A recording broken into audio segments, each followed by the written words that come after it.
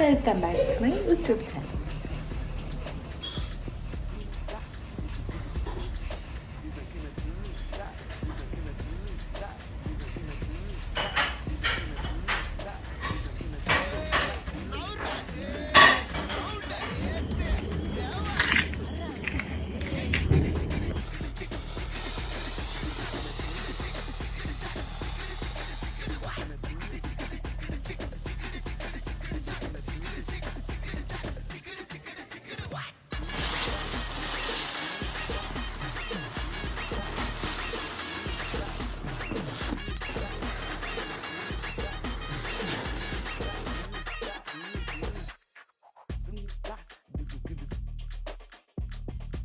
നമുക്ക് കണി കണ്ടാലോ?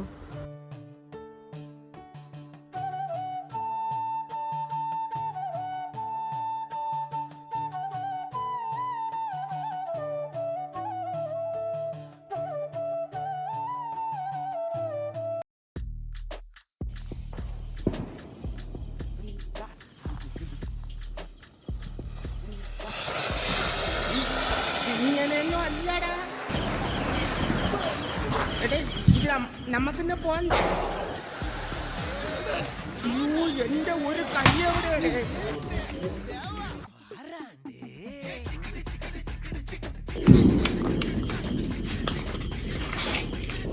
അങ്ങനെ കുറേ നേരത്തെ പടക്കം പൊട്ടിക്കലിനൊക്കെ ശേഷം ഞാൻ പോയി കിടക്കാൻ തീരുമാനിച്ചു. വലിയൊരു കോടീശ്വരൻ. അതെ അതെ, അംബാനിക്കൊപ്പം പണക്കാരനാണ്. അംബാനിയേക്കാൾ ഇത്തവണത്തെ ഇയറിലെ കണക്കൊക്കെ അതെ അതെ, അംബാനിയേക്കാൾ മേലെ പണക്കാരൻ.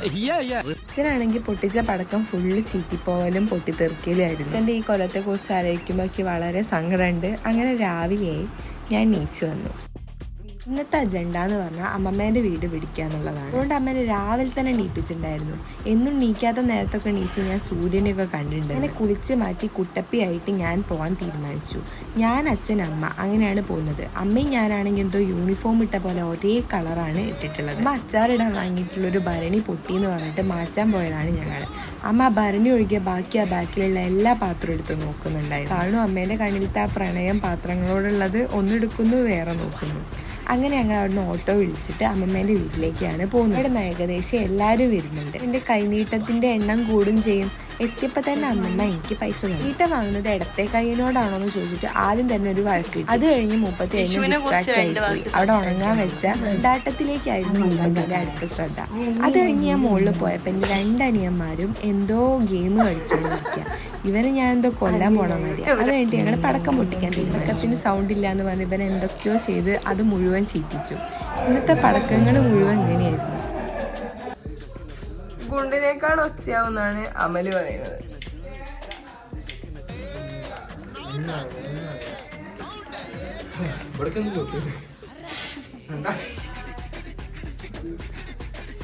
എവിടെ ഇത് പൊട്ടിയില്ലേ എന്താ ചെയ്യേ?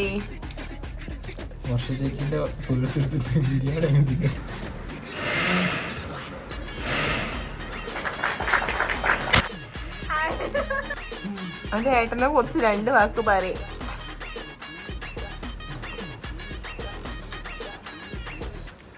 ഇത് മെച്ചപ്പെടുവോ? ഇത് എന്താ കാണിക്കാം? എന്റെ കയ്യിൽ നിന്ന് പൊട്ടിക്കാളോ?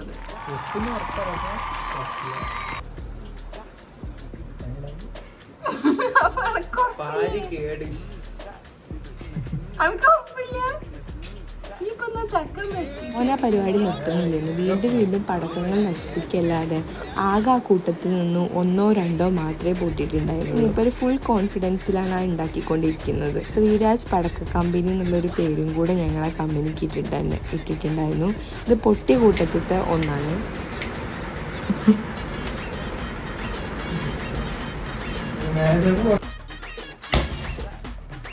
അത് ഈ ബോംബ് നിർമ്മാണാണ്. ഇത് എന്തായിട്ടാ സങ്കല്പിച്ചത്?